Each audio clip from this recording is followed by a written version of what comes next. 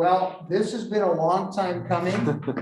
I would say what we've been pounding on this thing for at least 3 years. Yeah, 4 years. And every time we had our very first Zoom meeting, courtesy of Tim Scott. We had him set up to show up. We had a hellacious storm. Yeah. And we talked earlier and he says, there's no way I can make this. So John Dyers had his laptop here. And we had that little screen and it was pretty bad, but here we are today and it's way better. So I'm glad you made it. Yeah. I'm glad the weather's good. You're in for a real treat today. This is a fly that Tim has had an affair with for a really long time. And there's a little history to this fly. And I'm sure there's a lot of great fish stories to go along with it. So please take your time and share that because that's really the joy of this whole thing. This fly is going to be a bitch to tie. I'm telling you right now. Angel hair is a nightmare. Lanny and I almost decided to go out and get drunk after trying to put these kits together because it was like, it was everywhere. That's where you messed up. You're supposed to drink before you put them in. Right, then it wouldn't matter, and with static and everything, you guys are, it's not gonna be pretty. So he's got some tips and some tricks, but it should be great. Tim, thank you for coming. Thank I you. appreciate you making the effort. It's all yours, buddy. Is that neat? Thanks, everybody. Hope you all online can hear me. Not, let us know. First of all, I just want to thank you all. It's amazing seeing all the Tie-a-thon t-shirts out there, and your group has been absolutely wonderful. This is long overdue. Like Mark said, we've been trying to put this together for about 4 years. And 4 years ago, I really wanted to thank you all just for all the donations that you guys have done for the Tie-a-thon. It's just amazing. You guys have just so stepped up in with your guys' involvement. This thing you might have known, has just gone through the roof. Our first year, 15 years ago, we raised 2,500 flies for Kalamazoo TU because they had no flies for the youth camp. And that's really how this got going. And we spread the word, buzz got out. I'm thinking we get 2,000 flies, these kids will be good for a while. And we got 2,500. We had a little event at Elkhart Conservation Club. I don't know if anybody's been there, but you're all welcome to come April 23rd. Plenty of space outside too. So if this COVID thing's still going on, we kind of watch how we do that. But 2,500 flies.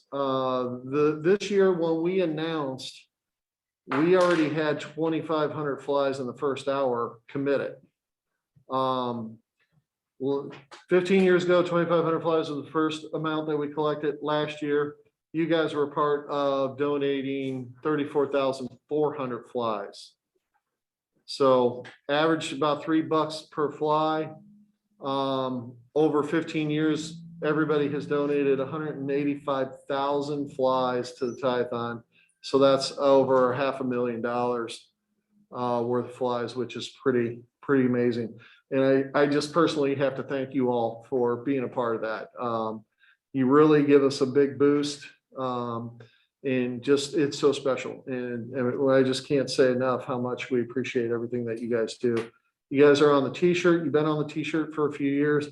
Any club that does significant numbers to us or some type of special support, we've included on the back of that. And if you look, that list is getting bigger and bigger.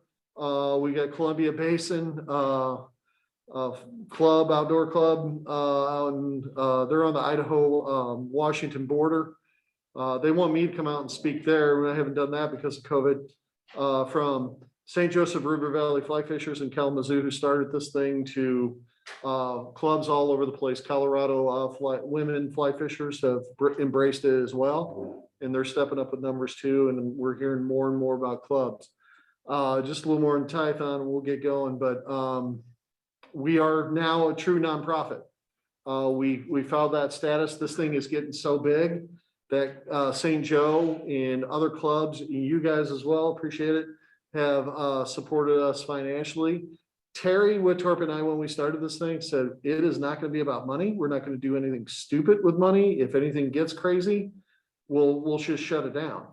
And it really hasn't. So the simplicity of it is getting the flies in, doing a little bit of marketing, not much. Facebook has all the negative things of Facebook. Facebook has really helped us promote this thing. We have people from New Zealand and Australia that are donating flies, in Scotland, and meeting wonderful people. I've had absolutely no bad experience with anybody with this Tython. Our whole finances and what we do is simply get the flies in, buy boxes to put the flies in, UPS those to flies to the recipient, buy t-shirts, and send t-shirts out, and then have a party. And that's it. That's the only thing we do. So we did start up a nonprofit. Don Reber, Andy Kitson, who does the t-shirts, the art, he's on the board. Don Reber, who's a financial guy that has been a member of our club for years. Myself, Terry Whittorp, and Ann Miller. Do you guys know Ann Miller? Yep. So that's our board right there, those 5 people. And they're all close, dear personal friends of mine as well, and they've been involved with this from the get-go. So we do have tax write-off on any donations, any support. We'll send it out for flies or financial donations to anything on the Tython, but we truly appreciate it. It's gotten really big. We want to try to take the burden off some of those clubs, and we appreciate, mainly St. Joe. They've really helped step up with financing the Tython, but we never expected this to go like this. So every year, except for like 3, we've broken records. And some of the other ones, we just had a couple down years, but definitely the amounts have gone through the roof. So again, I can't thank you guys enough. I truly appreciate everything that you've done.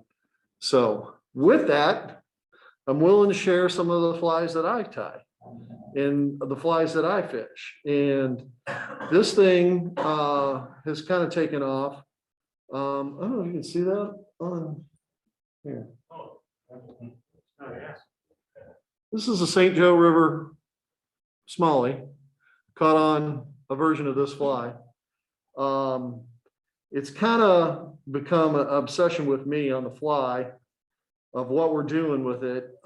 This is a Fox Statler pattern. It's not really original to me other than the colors and how I fish it. And I kind of adapted it a little bit, and I'll throw up the one color pattern that caught that fish and many, many smallmouth like that. I've had 10 over at 5 pounds or greater, just walking down from my backyard. And that's a little hot, isn't it? Let's do that for now. What's that?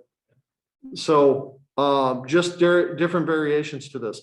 Fox Statler was a school teacher in Mount Home, Arkansas. When he wasn't fishing, he was building custom rods. He built a lot of like 12-foot, 15-foot 3-weights. And you're like, what do you do with a 12-foot 3-weight? And he showed some casting. He was casting 15, 20-foot leaders. And what he was doing is creating minnow patterns that he basically kind of check nymphed. Before check nymph really came along, before the Euro nymphing around here was anything popular, this was in the 90s. And he literally went out to all the tributaries as much as he could. He spent all his summers through the Black River system, the White River system, and the Red River system in Arkansas and Missouri, which encompasses basically Highway 44 in Missouri. If you've ever been down that at Rolla, all the way down to Arkansas and into Arkansas, south of Mountain Home. And this dude would do nothing but run around and collect minnows. And he basically made a hatch book of minnows. He would come up with the first book that he put out, and it really isn't a good book. It's horrible graphics, it's horrible type. I told him, Fox, if you're going to do another book, if you want me to do the photography, I'll do that, because I got a journalism degree from University of Missouri. And Fox was hard of hearing. He couldn't hear anything. He had amplifiers on his phone when he called, and he said, just scream when you call and talk to me. But we took some classes from him and learned what he was tying. And down in the White River, he many times he had pictures of 10-pound plus to 20-pound plus browns. And what he would do is on a fly rod, 15-foot leaders, something heavily weighted with, just like Euro nymphing, you know, a long leader to cut through the water. And he said, all these big browns, all they do down there is sit in holes. They're lazy, they're not going anywhere, and they're letting food come to them. And as food filters down, they're just sucking it up. So what he did was he made basically a book of all the minnows in that system. I mean, he would have stone rollers, he would have the male breeding stone roller, he would have the male in regular season, he would have the female in the breeding season. He'd have 4 patterns of each minnow and where to fish, when to fish it. It's like, okay, a male breeding stone roller is going to be in the ripple section of a river at this point in the year, but I would never fish it in August because they're going to be in deep, slow water. I'm like, Jesus Christ, this is just kind of crazy. But Fox just took it to a whole nother level of the minnow, you know, the Clouser minnow pattern. And he's got such high regard for Bob Clouser, but he developed this whole system. And I'm looking through his book and I'm going out trying to match minnows in our area and all that. And it just got a little bit daunting. So I said, you know what? We've all cut little smallmouth, we've cut little brown trout. And then what I'm going to do is imitate what I see. And his book is called Fishing What You See. And if you can find it out there, it was kind of a local print. It's really not that great of a book, but the information in it is pretty cool. So what I did was red eyes, chartreuse, greens, browns for smallmouth, little baby brown trout, right? Then just a generic minnow. We have a lot of these in the St. Joe River right now, or in September, August, September, that the smallmouth will school up. And then I fish out west in Colorado on that. I'll do a little baby rainbow trout, and even up north in that, do a little brook trout and fish those. So what I'll go ahead and do is I'll tie one version of these. These can get passed around if anybody wants to look at those up close.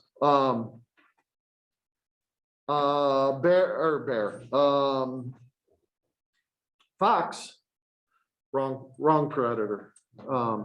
Fox Statler, he used a lot of SLF. He was playing around with angel hair from larva lace a lot. Larva lace comes in these really cool packs. You know, these are pretty good. And what I like about them is, and this is a technique we'll look at, is just how much you pull out. In these little packs, sorry, that was a little high. You can pull out of these little packs off the bottom. That's a technique that I use. And then we'll fold it over and tie it in. The little packs, I got to the point where I'm buying tons of eyes and tying a lot of these. I kind of worked out a deal with Larva Lace to buy this stuff in pounds. I'm tying so much. This is as nasty at times on everything, is probably worse than deer hair. So if you're tying this, I got a little dirt devil next to me when I'm tying it to clean it up. And I'll do that very often while I'm tying these. But it's a really cool pattern, and I've had fish just attack this thing. If you think about it, bait fish everywhere, there's a predator that's going to go after that bait fish. The trend has been for a long time, everybody's tying these really big flies. Now you're seeing the trend kind of come down. Some people that I've been talking to, fly fish food, if you guys follow that, Uncle Cheech. Some people in Colorado that I talked to, people are always going, or now the trend is going smaller.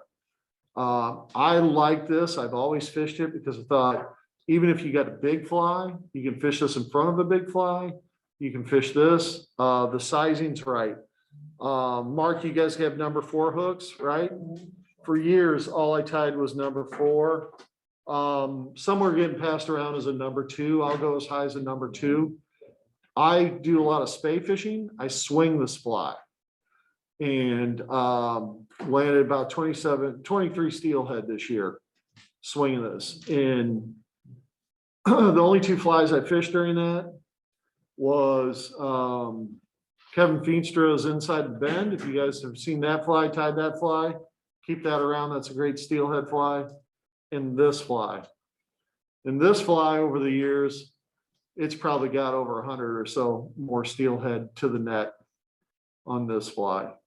And big browns too. So there's about 10, 20-inch browns and a couple 24-inch browns on this pattern. So, okay.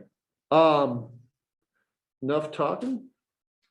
We'll start tying. So usually what I do is like a night before, I'll put on all my eyes and tie those up. And just kind of get those prepped so it's just easier to tie another time. So this is a little different. So everybody's used to, tying a clouser on a short shank, saltwater hook, which is just beautiful. I love tying those. I tie those too. This is, what is it now? I keep forgetting, 99, 309, 99. No, it's a 90, no, it's a, what is it, 330909. That's right, I'm dyslexic. 33909. Yeah, 33909. 909, right. So what's unique about this, and if you call up and you got to ask for that number, because this is the only hook within Mustad that has the double kink, the double bend to it. And that's really important for this fly. If you call up, all you're going to get is a fly with that on it, a bump on the top, Right. the kink shank. That will not work. No. So, and the reason Fox did this was 2 things. One, it seats the eye, which he really likes, and then it gives a nose profile to this fly, which if you look at clouser minnows, they're kind of stubby on the nose. And some of the minnows that he had, he needed that kind of profile to it. So what I'm gonna do is I'm gonna tie up the eye, and I'm going to seat that eye, and we'll go from there on some of these. So typical clouser style, nothing special here, but what we're gonna do is put that eye right in that well, tie that down. So you don't have to. I usually do on these because I fish them fairly rough. And what I mean by that is it's an uprighting hook.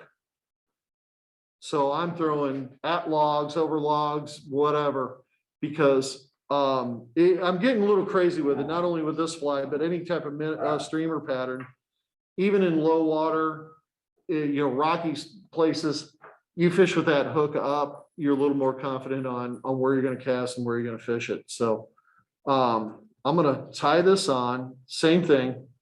All I'm doing is wrapping over the eye, both directions, and then I'm coming underneath it and I'm pulling that thread tight, just like Bob Clouser does. Now, you can do the glue if you want, don't have to. I like it because they just get beat up. These eyes are going to hit rocks, they're going to hit trees, they're going to hit everything. It just kind of helps. So one thing I want you to do with the Mustad hooks. Mustad, this is about the only Mustad hook I really buy. I buy so many other different brands. But the one thing that you'll find with this hook, and Fox even talked about it in his book, is make sure all this is straight. So what I typically do is look down on top of that hook to make sure that the hook shank and the point of the hook is all nice and straight. I'm lucky on this one. All these are nice and flat. They're nice and straight. These hook will come a little curved. It's just the wire that they use. They mass produce them. They get them the hell out. Sometimes they're just not straight. So you can look at that. So the next thing is when I put my eyes on, this will be off camera. I'm gonna set it down on the table and I'm gonna look straight down because I want the eyes perpendicular to that hook. I want those straight up and down to that hook. If you have this turned a little bit, if it's askew, you know, if that eye is not sitting perpendicular and you guys might be able to see that. Yeah, like that, maybe. This thing will ride sideways in the water. So this eye is a Spirit River reel eyes, and it's a 7/32. Okay. You can size it any way you want for the weight that you want. I just like this weight, and I'll put this on a size 2, so it won't sink as fast because the material is going to be proportionally a little bit longer than the 4. And then I'll put this on a size 6, and this will be heavier and drop quicker. But you got a smaller minnow profile. But what I want you to do is make sure all those are lined up perfectly right. Straight hook, everything lined up. Okay, I'm gonna do a little brown trout one. So in a number 4 in these is a great place to start. I think it gives a really good profile on a minnow. Some smaller creeks that I fish around Michigan, I'll go down to 6 just because it might have just a little bit smaller profile. All right, so eye choices. Yellow, I have yellow, white, and red. All my smallmouth I do in red. And the reason I do them in red is I fished a lot of white ones and a lot of red and gold ones or yellow ones. The red just seems to outproduce those other colors by far. I'll catch maybe 1 fish in about an hour or so, sometimes with the yellow, switch over to red, and then it's like 10. So we've all seen smallmouth and rock bass with red eyes. I think they just key in on it. So all my smallies, and it's great ID in my fly box. You know, that's more of a smallmouth pattern. There are times steelhead will chase a little smallmouth in the spring. I'll throw this. Steelhead will chase trout where there's trout found. So I'll throw a trout. Or I'll throw that generic just white and green bait fish if there's just small minnows and bait fish around. So, okay. Let's go ahead and tie some of this. What do you like the thread to? The thread is a 70 denier UTC or 8/0 if you want to use 8/0 like uni. I love the UTC because it's going to lay real flat.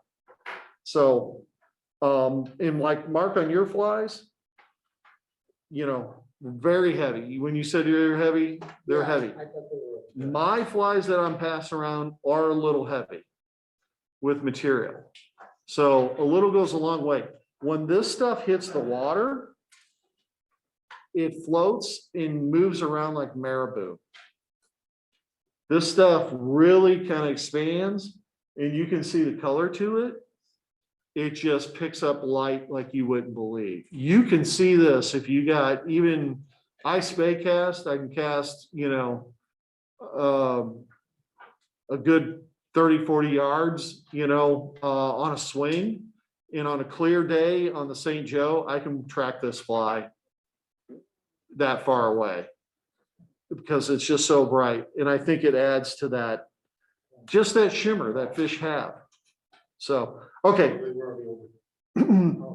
So, I'm gonna use my small packs, I think, tonight.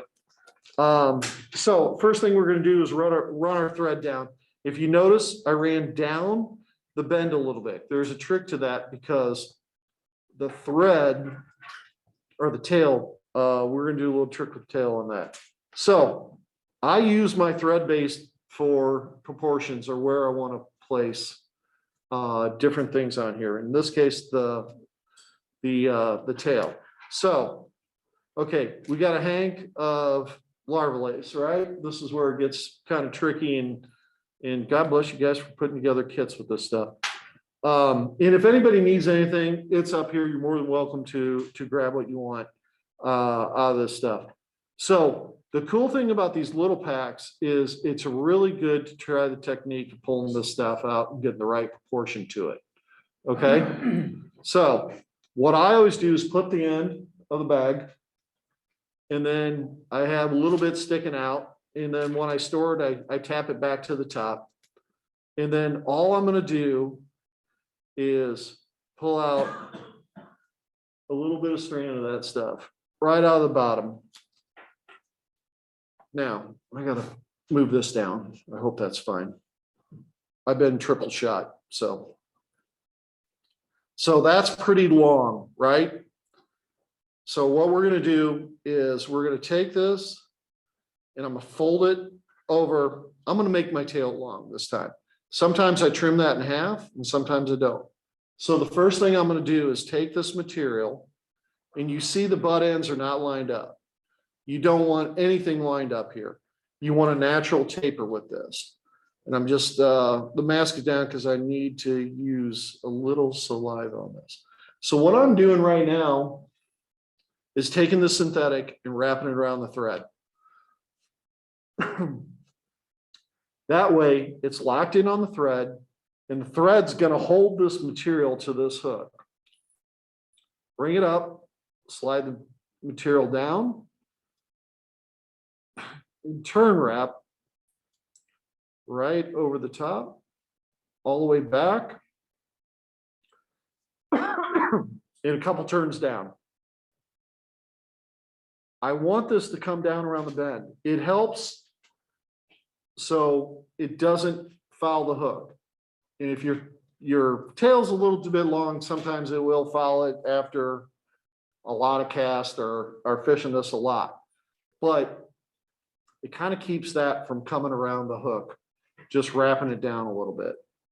So just a couple, just slight, 2 turns down on the bend. Okay, now we're going to create our body. I'm doing a little brown trout, so I'm going to use a neutral color like a clear white. This is just a sparkle braid. This I just found this weekend is this Vivas mini flat braid. Any type of flat braid, anything that you can do to lower the profile is better. Originally, this was Electro Braid flat by Gudbrand, which Gudbrand I don't think is making this anymore. In fact, I think I bought the last of their white, the dark blue I use on that little minnow pattern. There is some fishy metallic green that I have left. And if anybody wants some of this, a little bit of it just to try, you can. This mini flat braid here from Vivas, that is awesome. That is excellent. Actually, I'm going to use that. So, if I can cut it, that's tough stuff. All right, we're going to tie this in back by the tail, wrap it down. And the reason I like the 70 denier thread is just the fact that I don't want to bulk up this fly. I don't want to bulk up this body in any way. So anything flatter that you can use on it, the better. So all I'm doing, wrapping that forward all the way up to the eyes. I'm gonna lock that down. And how I lock down my material, I don't know if you do that, is just wrap your thread around it below, a couple wraps, and it's locked down versus over the top. It's a little quickie thing that I learned from Kevin Compton. If you guys know Kevin Compton, used to tie for the US national team, fly fishing competition team. So that's all we have right now. Good to go. We're gonna put some gills in. Same thing. This is the only thing I'm gonna cut even on this whole entire fly. We're gonna grab some red. Beautiful stuff. I'm gonna take it. How's that looking? Good. I'm gonna fold it over my finger. And this is a technique I'm gonna use throughout, but here, I'm gonna cut it in half. And that's the only time I want even butt ends. So I'm gonna do the same thing. I'm going behind the thread with my material, wrapping it around, folding it over the thread, holding on to it, sliding it down, and then tying it down, locking it right behind the eyes. And the reason I fold it around that, because this stuff is so slick, is if I just tied it down on the hook shank, flat like my tail, pull right out. So what it does is really holds on to that material onto the thread. And then I'm just going to clean that up.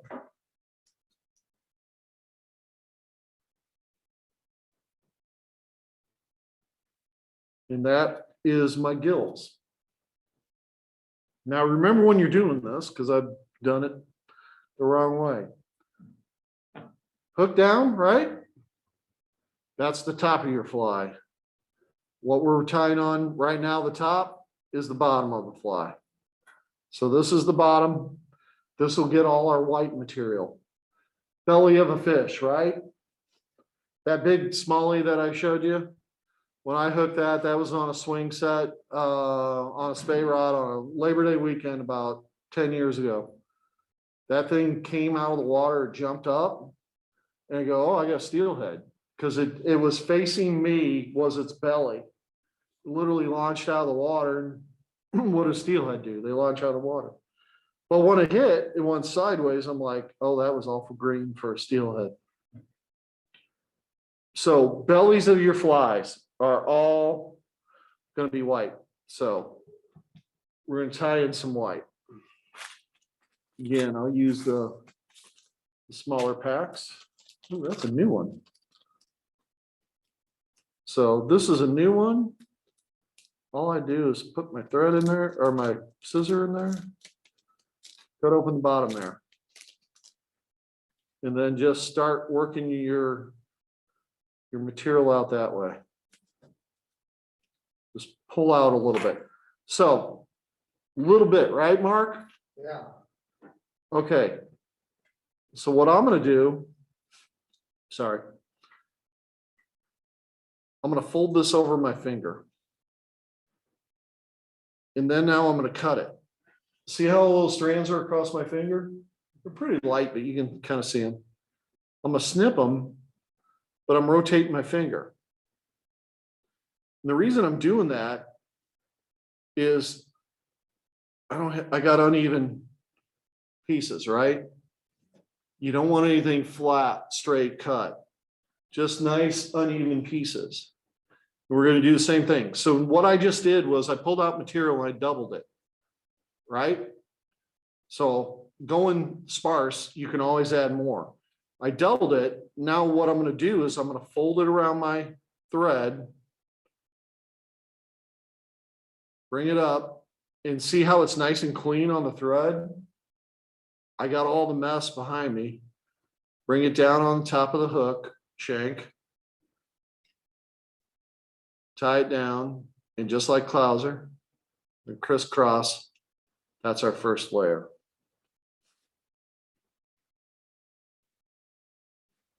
Nice and thin, right? Okay. So we're going to do it again. Now this one, you guys be creative if you want. You want to come over and cut it again? I can do that. And now since I moved my thread up, I'm basically tapering, staggering this forward, right? So come here, clip a little, move my thread along. Now, kind of can see where I cut it, and I just pull it out, make it uneven. Now, I move my thread up where I tied it all the way down to the eyes here. Now I'm halfway between the eye of the hook and the fish eyes. Lay that down. Wrap that back. Just stroke all those fibers back. Lock this down really well. This is slick material. And what we'll want to do is kind of roll on the hook shank. All right. You see what we're doing? All right, flip it over. Bob, he's got my other vise that I have is a Regal. Love Regal. Regals are great for this fly. Any other clouds are too. All right. Now this is stuff, I love this stuff. This is a rusty olive by Larvalace. This is cool stuff. This really, I think, really enhances this fly, especially on smallmouth. So this is a mix of the dark olive that we had to some gold to a little bit of everything. Looks pretty cool. Same thing. Uneven cuts around the finger. Now, stroke all that back. Lay it, fold it around the thread, lock it down. Now this time I'm not going to come back to the eye and crisscross it. We'll let that float. You start up closer to the eye than you did with the belly material. Yeah, and then I wrap back. So you can start as close as you want. The key here, and some of those aren't that great, I tied them pretty quick, the ones that you saw, is what I try to do is keep that head as small as I possibly can. So I'm going to pull out a little more out of my big bag. Sometimes the control isn't as good. Now I want a little thicker on this, right? So pulled out some material, doubled up the mass. Now I'm going to quadruple it by folding it over. Now it's going to start on one side of the hook shank, wrap it up. And the reason I wrap back a bit is to make sure that material is sitting on top of that hook shank. Sometimes you need to pinch it a little bit and wrap it forward. There's one of those real nice mistakes you can see. Now, just a little bit of something. All right. Sorry, I'm going to use a little my spirit. Again, triple shot. So I think I'm 6 feet away from you guys. All right. Same thing. Now, one a little bit more.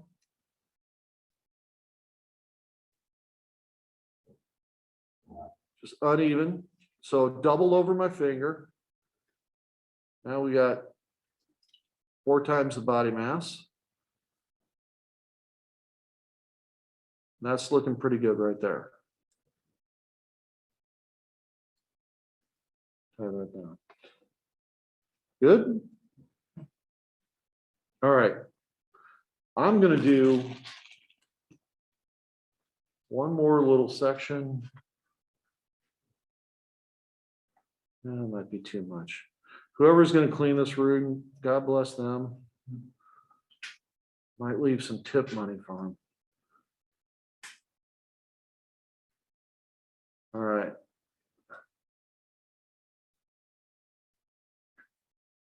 There we have it. All right.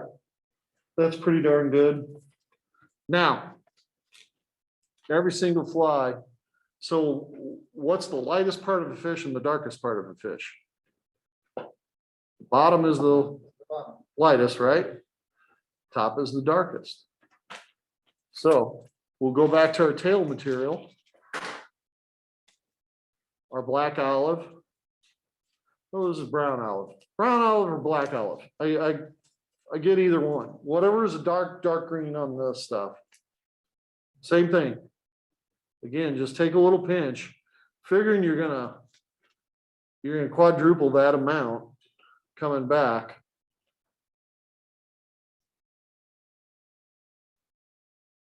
And the only reason I'm cutting it is because I'm making it short to fit the hook shank. If you can see, most of this material is about twice as long as the hook shank. And then you can taper these things any way you want. Okay. That's it. That's the first step. Now we're going to make it come alive. So that's all our material. And typically what I do is I'll finish these off. Glue the head if you want. Just do a quick double whip finish. We're good. All right. So it's fishable. It's got a nice taper body, right? Looks pretty good. Use a little spit because we got some static here in the wintertime.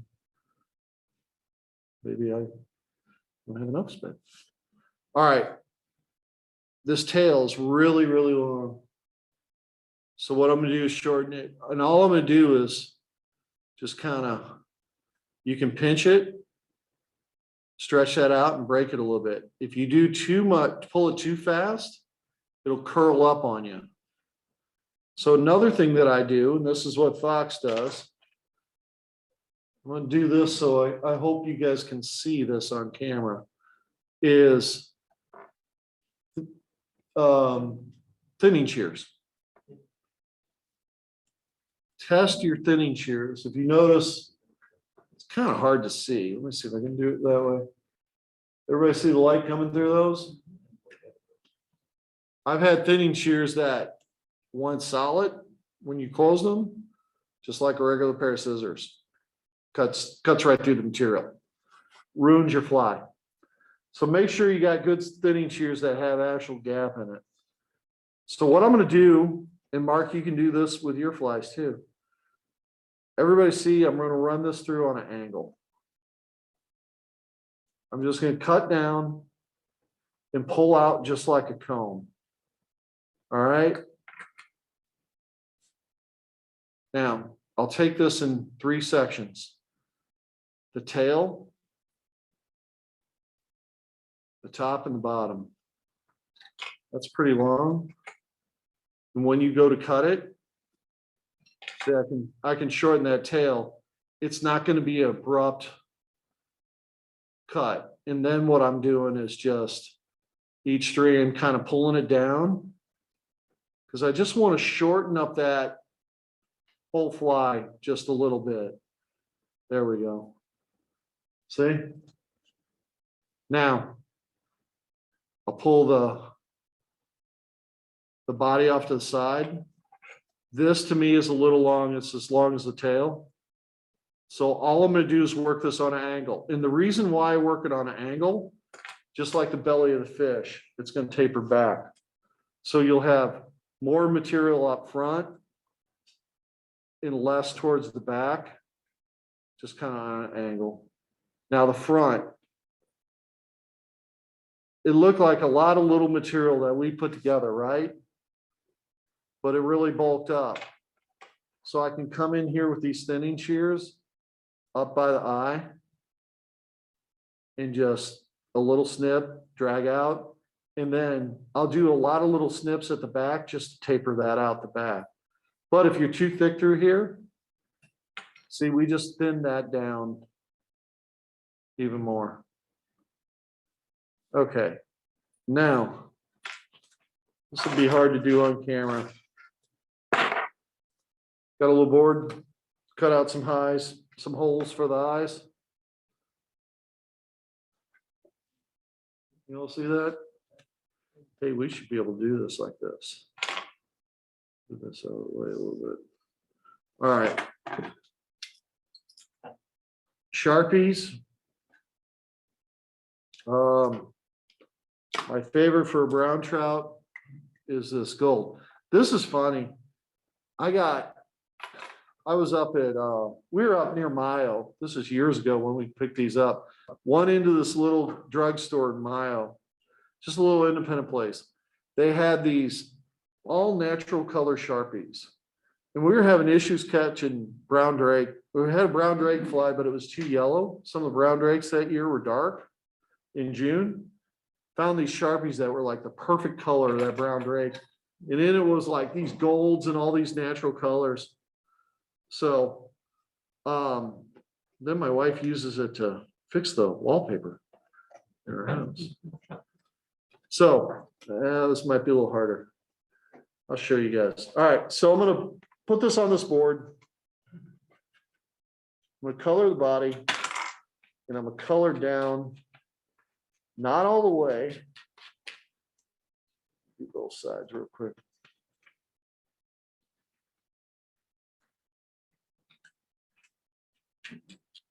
And I got these if anybody wants to use them. So we're going brown trout, right? Brown trout kind of looks like butter, don't it? A little golden. If everybody can see that. Forward, come down. So all I did was this white body and some of that white larva lace, colored that down. So, but you see my little white belly, right? All right.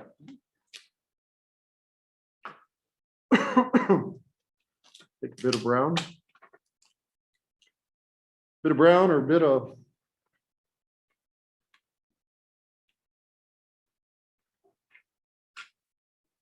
so now all I'm doing is, if you can see that a little bit, I'll put it back in the vise.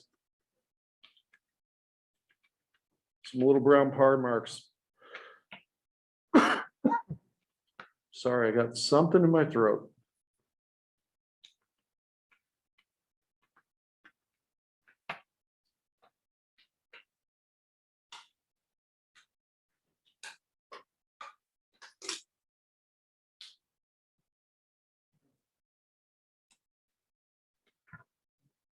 Little baby brown trout, huh? A little yellow even now.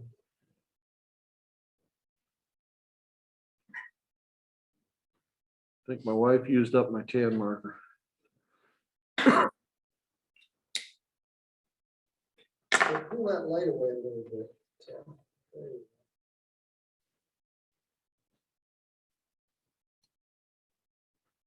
Now, do you do anything to the thread head? Do you coat it or UV it or anything?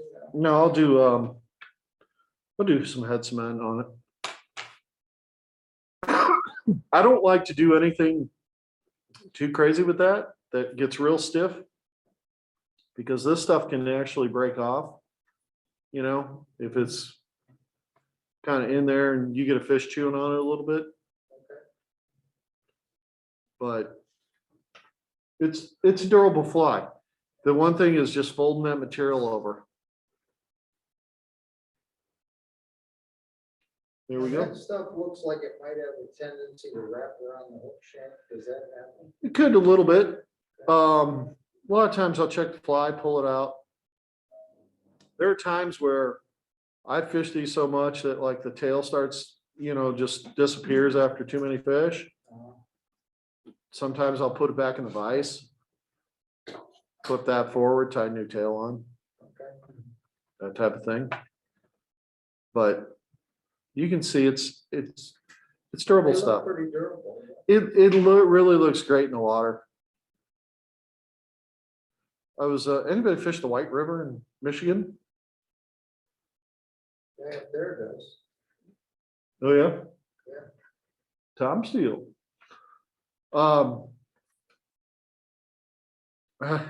When I first put this together on the brown trout side, I was doing the smallmouth one. I was up on the white. There's a spot I go to the white all the time, right after Hendrickson's. or around Hendrickson's. And I was done dry fly fishing. And God, what did I have? I think a 3-weight. And I threw a small one of these on these, threw it by wood jam. This trout about like this big just came out, ate it, turned, and I had too small a tip. It just snapped it off and went right back into the, I mean, just out, turned back, and it was gone. I'm like, oh my God. If I had 8-pound or 15-pound, it would have been worth a fight. I'm like, well, I guess I'm on to something with the brown trout version of this. So any questions? You guys ready to walk out? You're like, hey, why don't we do a San Juan worm? All right. We all good? You ready? No apologies for the conditions of these kits, guys. You have no idea how hard this was to do. Trust me. Like I said, Do the best you can. I got plenty up here to.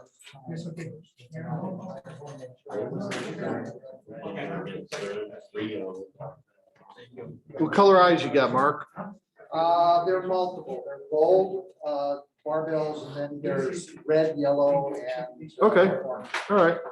Yeah, the stick the tooth.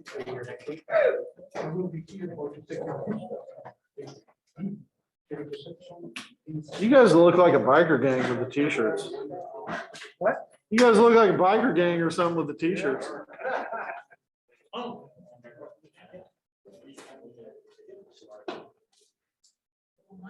Thanks, Mark.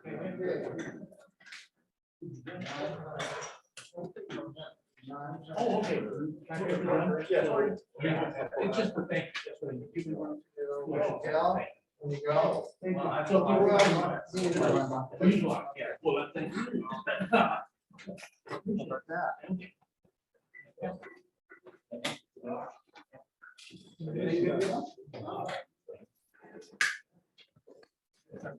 So business talk. So there's a nice steelhead from the spring. Same thing, caught in the same fly on the swing. So this fly, Fox Statler, and I don't do it enough like he does. Fox, he would nymph it, let it sink in deep holes and just kind of bounce it. But I love stripping this fly, especially the smallmouth version. But any version of this, just strip it on a sink tip. And also, you can cast it, swing it, do whatever you want to do with it. So, all right. Back at their hook. Focus the camera lamp. It looks pretty good. There's a fly in it. All right. Want to make sure you have some. And Thanks, Mark. You didn't get a dumbo. Who didn't? Give the dumbbell? Yeah. You get the stick on ice? I got you. Got a stick on ice. You probably dropped it on the floor. in the stick on eye version, I love those. Are those Spirit River, Mark? Yeah, the ones you were using are the ones that I like, are the ones called pseudo eyes, because they're painted on. Yeah, they're in the Realize family. I always call them Realize. I think yours are the true Realize. So these are the ones, yeah, with them embedded, but I'll tell you, for years I did the sticker ones, and I honestly think the sticker ones are nicer. They look more realistic to me. And I don't know what Spirit River does with that adhesive, but those things do not come out. You stick them on, don't fish them for about at least 24 hours, and those eyes will stay there forever. I rarely had any come out. Okay. So put your thread on through the little valley. Drop your eyes in. You're going to do the crisscross.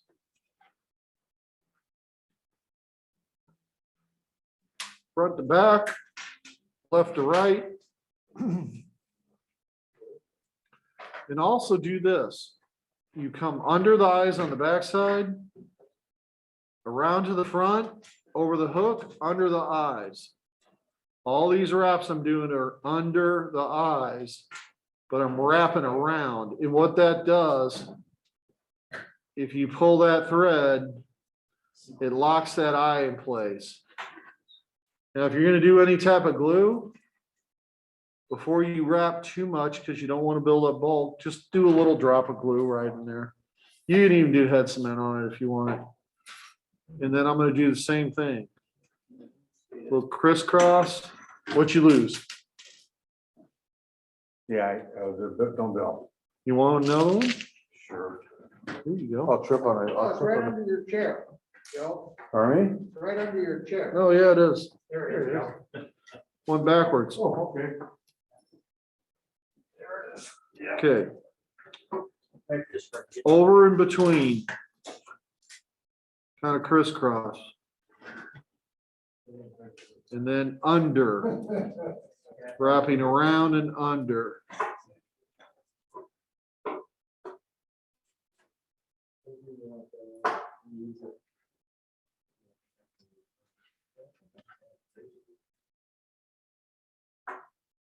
Okay, on my hook, don't forget to look straight down at your hook while it's in the vise.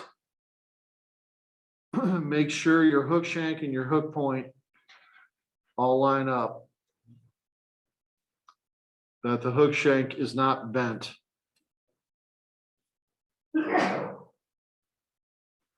Now, let me know when You go everybody's, down the bend a little bit then, right? what's that? Red body, you go down. Hang on a minute, before you do that, I'm gonna whip finish off. Take the fly off. Put it on the table. And make sure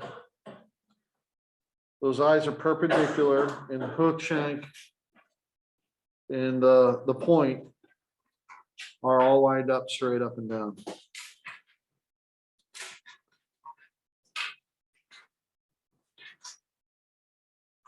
And then we'll stop. Make sure everybody got their eyes on. So I literally trim off, whip finish, take my thread off. You probably leave the thread on if you want it. But like I said, I do all these ahead of time, so.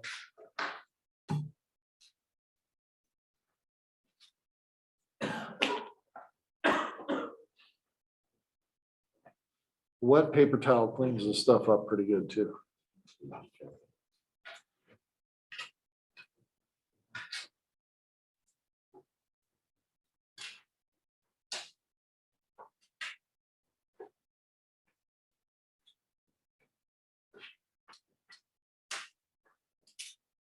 Everybody good with their eyes?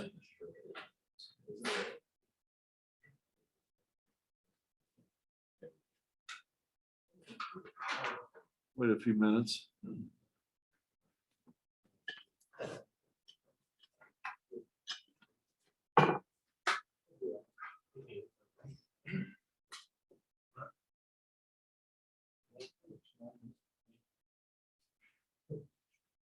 Okay. All right, my thread's right behind the eye.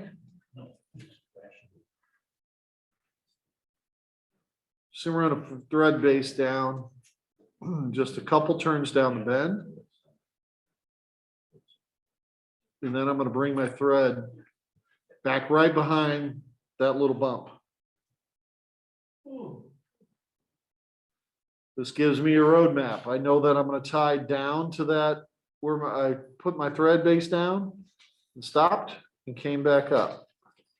And I'm not tying on a bare hook.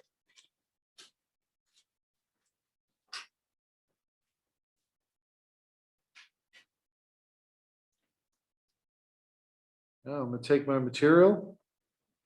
We're going dark green on this.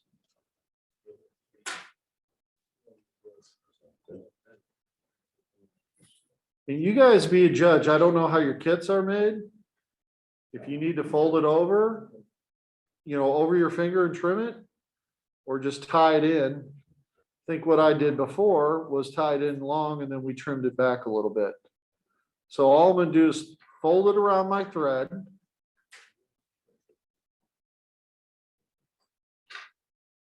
Hold on to the material. My case with my right hand, probably you guys with your left. I don't know how many lefties we got. Fold it over the thread. Everybody see that? Slide it down to the hook shank. Hold on to it tight. And then just start wrapping the thread. One touch wrap after the next. Down the tail. And about 2 turns down the bend a little bit. And then we'll stop.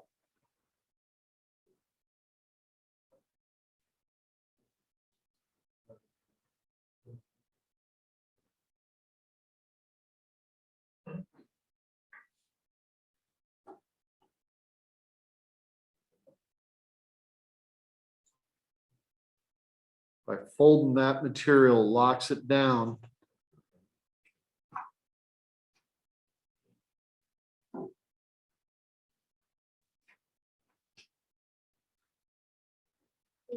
And that's the darkest green.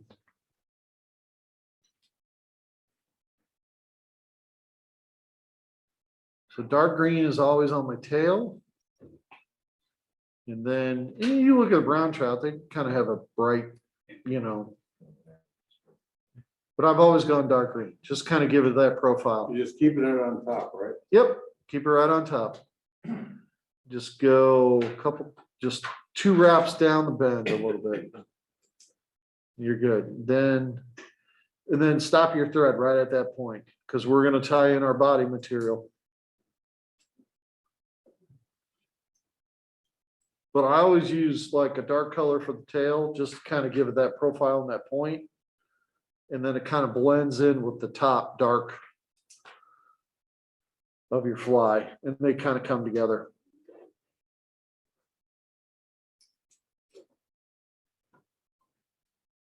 Have you ever put a little bit of glue on the tail, just enough so that it may not come back and wrap on it? Nope.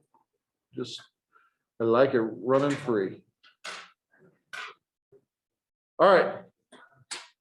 Right where we tied off the tail, I'm gonna tie in my little body material. This could be a round sparkle braid, but if you got flat, it just lowers the whole profile of that. And what we're gonna do,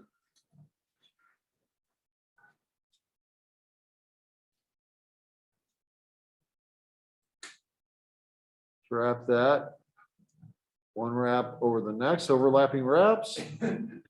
Cover that hook shank all the way up to the right behind the eyes. Lock that material down. And now you got your body. The good thing about it being white, because the bottom of the fly is going to be white, but also like I showed, you want to color that a certain color, you can definitely do that.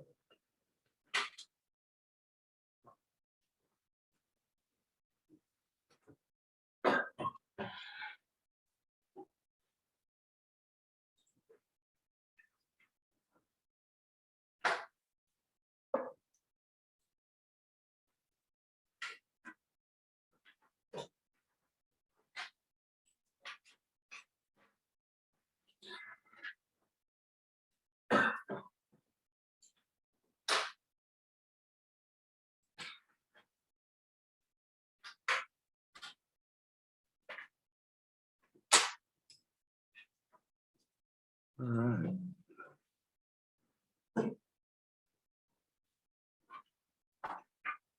Okay.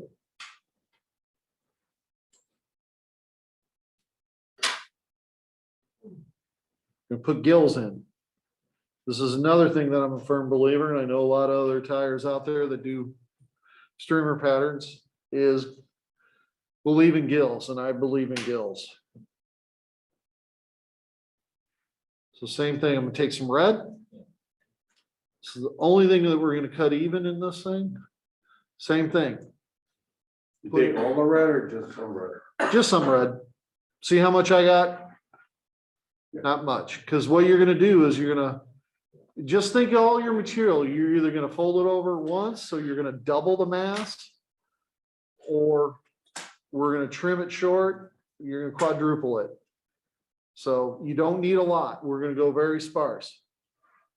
So I'm put my material behind my thread, bring it around to the front, hold, fold it over, pinch it down, and then tie it in right behind the eyes.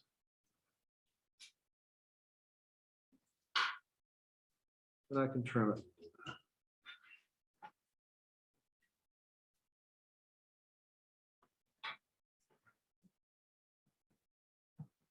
Trim it nicely. There we go. We got a little splash of red for gills.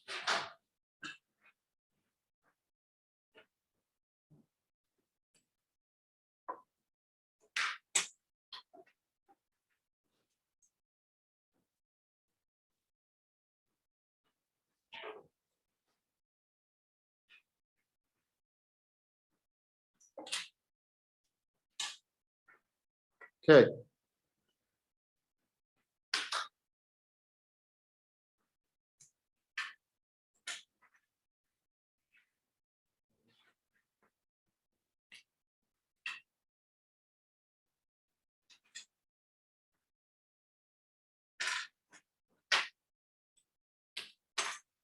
Our looks of things is looking pretty good.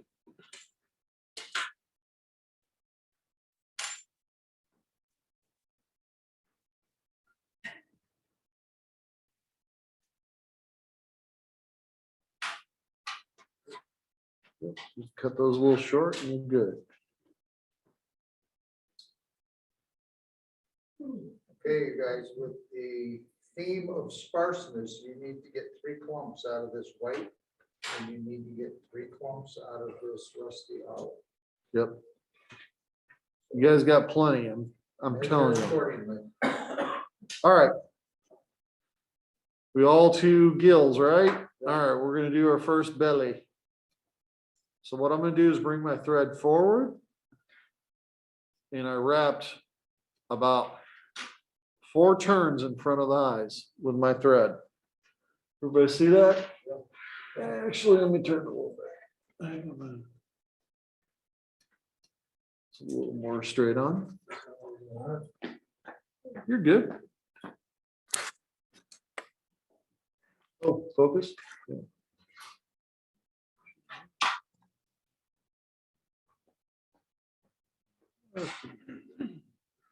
Okay. All right, going to white. Now this, we're going to quadruple. So I pulled out a little bit. I fold it over my finger, basically folding it in half.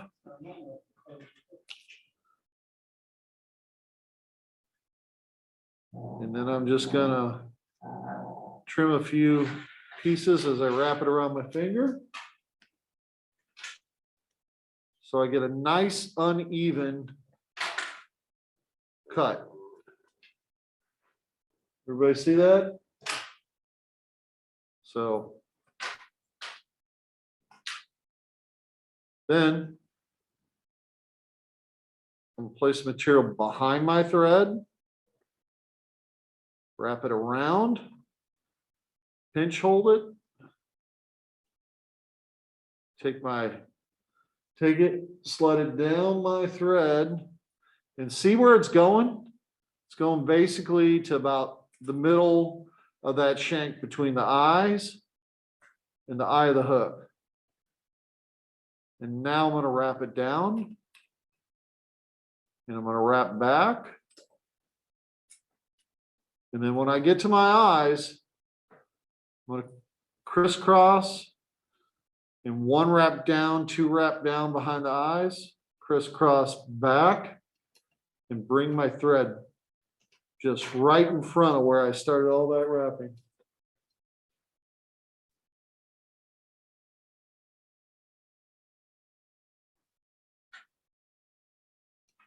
You want to bring it between the eyes, right? Yeah. Just like, maybe that's better, I is it? got it, I got it. Thank you. It's kind of like clouser minnow. Do they fold it, bring it over the eyes and then, towards the back? Bring it back and fold it down behind the eye. Yep. Crisscross over the eyes, wrap it down a couple times behind. You're good to go.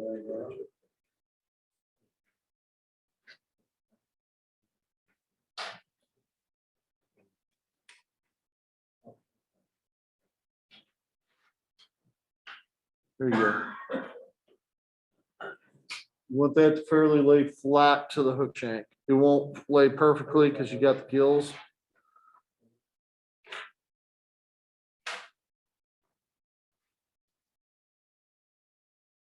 All right.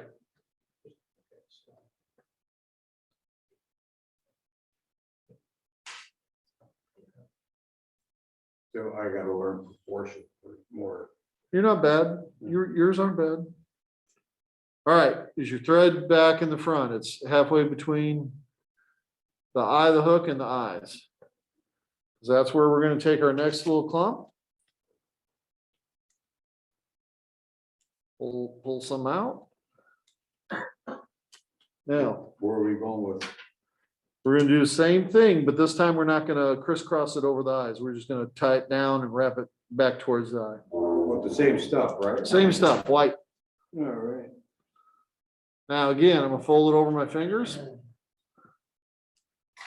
Do that uneven cut trick around your finger. Yeah.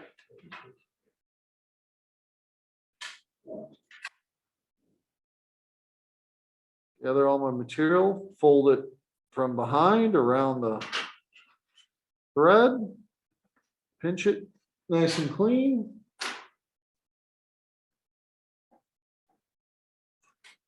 Bring it down on the hook shank, tie, and wrap back. Now, I'm not going to go all the way back. I just kind of covered up the other material that we just wrapped down.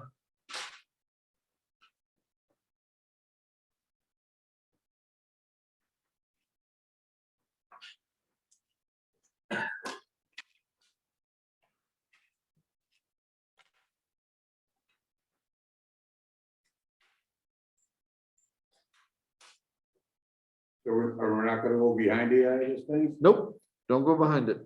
Okay. Stay in the front. There you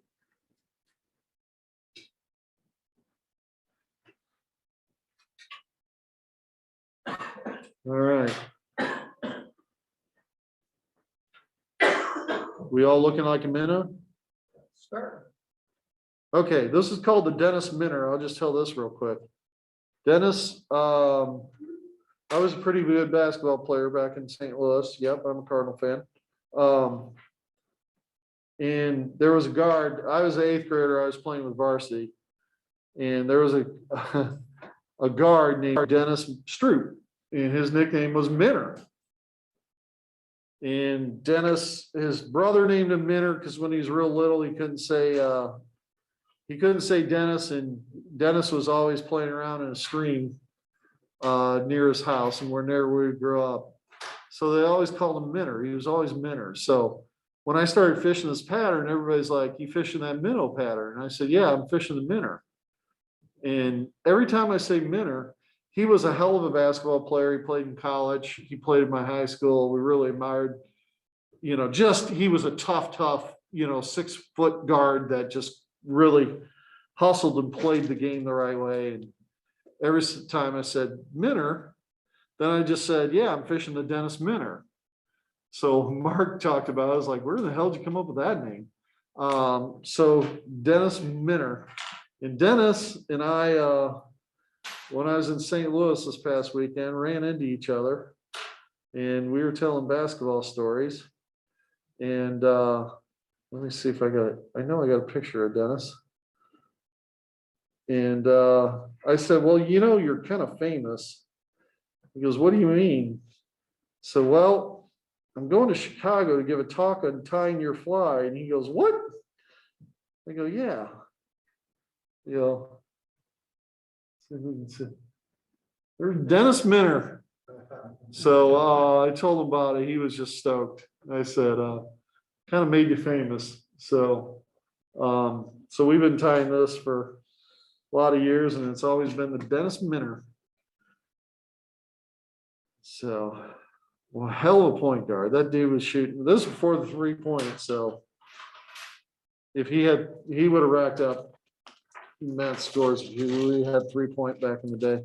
All right. A little off camera a bit, but we're going to flip it over. We're going to tie in some of that rusty goldish olive stuff. Same thing. I pulled some out. This is going to be way too long, my version. Now, All right. you guys have to realize that the shanks that you have here are half shanks.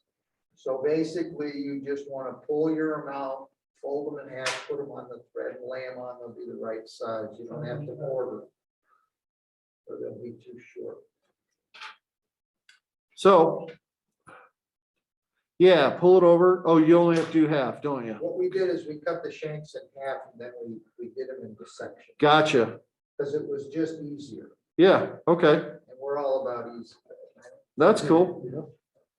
So if you see my thread right now is sitting a couple wraps behind the eye. The reason I want that, I'm going to start my material up really by the eye and wrap back because we're kind of building forward.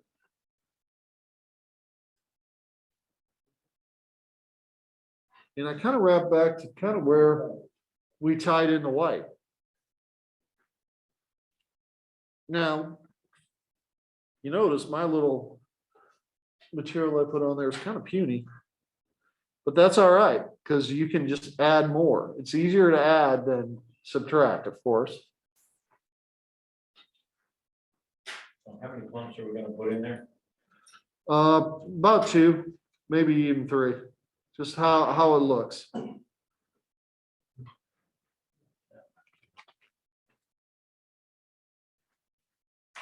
So since I want thin. All right, so everybody look up here. So see how I cut that? See how even that is? I don't like that. So all I'm gonna do is just take some of those and just pull on them and uneven that. And see how you can make that look much better than just something that's a straight cut. So let's do 2 little clumps, same thing. Start your material up by the eye and wrap back. This one is a little thicker this time. If you got anything up by your eye, you can either just pull it off, break it off.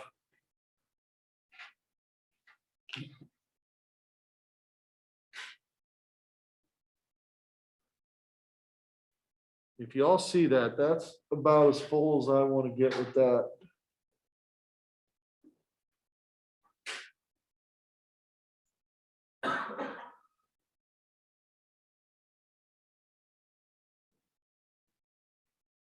Now, I'm going to look at my bottom, my belly, and I think I just want just a tiny bit. But even if you guys have them shorter, you can actually, this time, Mark, you could fold it over even your short shanks or hanks that you got just to tie in. Sometimes I just tie in a little white, really short piece just to round out that belly a bit.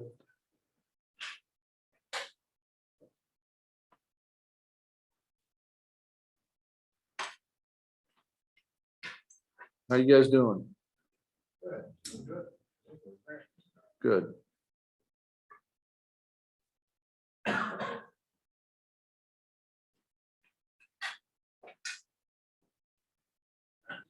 You all happy with the way it looks right now? Okay, throw it all away. No. All right. Going back to the green side. And I'm gonna finish my fly. I'm gonna put a little green.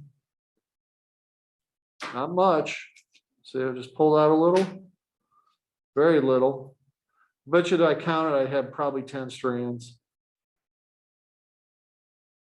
Pull it over my finger. So now I got 20 strands. Wrap around the thread again. Slide down. And top off my last section with some dark green on top.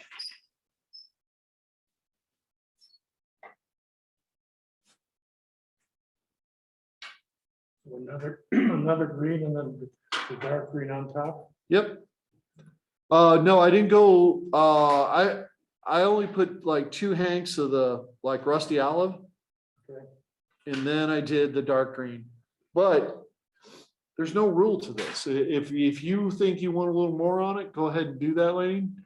Or, sparse is always good with these.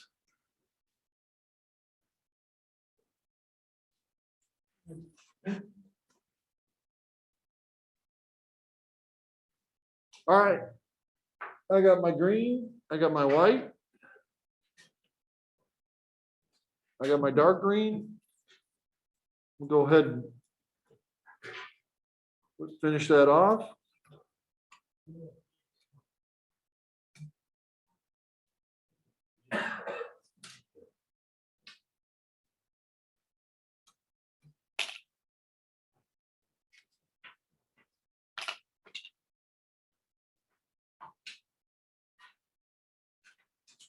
Well, I'll tell you, one thing this hook does, Tim, is it forces you not to crowd the eye.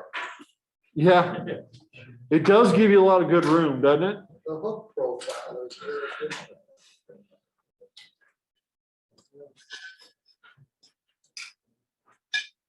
And to me, it gives that. And this is what Fox talked about too. It gives kind of that narrow, thin, just minnow profile to it.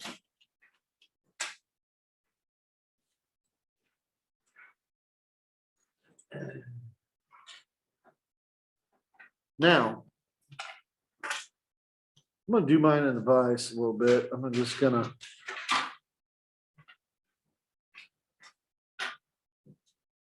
All I'm doing is clamping down, just kind of dragging these thinning shears, and look, I'm getting stuff coming out of there.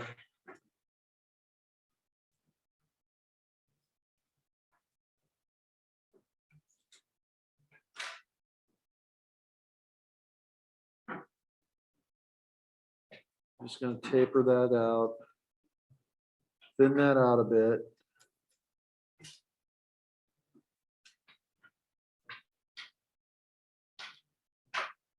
Stroke everything back, just give it that minnow profile. Check the tail. Tail's a little long. Remember what I did is just, let's see, I was off camera. Let me see. Just gonna kind of pull on that a little bit. And what you're doing is kind of stretching, breaking that off a little bit. I don't like cutting any of this back here because I just don't want it to be look abrupt and Straight edge, yeah. uneven. Yeah. So I'd rather just kind of work it through my fingers, kind of break it off or pull it out. It's pretty tough stuff. I mean, I'm pulling pretty hard right now. There.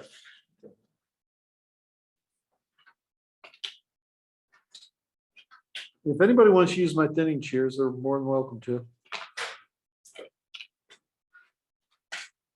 And if anybody wants to use markers, they're more than welcome to.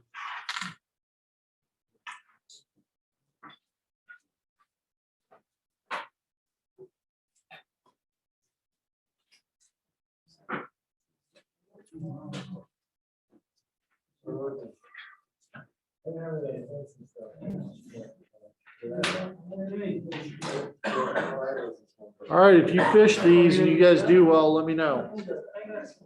If you get skunked, don't call me.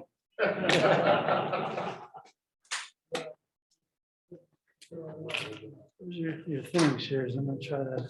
Sure. Yep, I would come up in here and thin right behind the eyes. stuff? But when you go ahead and use them and just like clamp down and then drag the scissors out, okay? And it actually helps straighten out your material too.